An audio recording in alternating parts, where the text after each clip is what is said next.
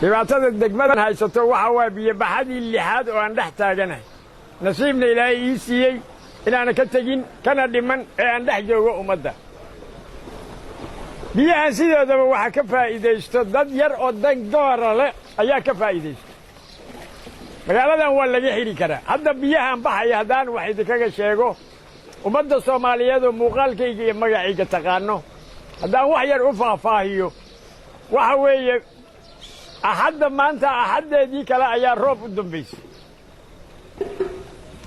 biyahan midda labaad dabayl lama socoto oo overwind ma aha biyahan buuraha magaalada dhinacyadeeda bariga jiro ama galbeedkeeda jiro biyo ay soo rogeenna ma aha webiga hadda wuxuu bannaanay 75 sentimitir ayuu wuxuu lahay jaw cirifya ah waxa jira meelo laga xiray markii ugu horeysay biyo baxadii abriil baxsatay 98 kadib meelo laga xiray ay magaalada biyaheeda ka fataayeen dadana gaara leh ayaa biyahaas magaalada ku furay ma garanayo danta ay ka leeyihiin afarta xaafadood afar buusishina laga xiray oo low shallow level ahayd waana la gooyey arrintaas markaan u xuuraansadayeen hoos u xuuraansaday waxaa caddaatay niman ganacsato ah oo deeqaha ummaddaas la siiya ka faa'iidaysato inay biyahaas ciyaal u direen masaakiin ah waxaa laga jaray meesha la yidhaahdo buulaxaabley waa laga jaray buulaxaabley maa inay xawataaka waa laga jaray agaraar iyo beerta liyaa bundaweyn waa laga jaray kabxanka abagado waa laga jaray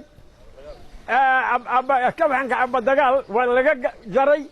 magaaladana webiga ayaa ka korreey magaalada hoosayso biyahaas aad arkaysaan lama socoto dabayl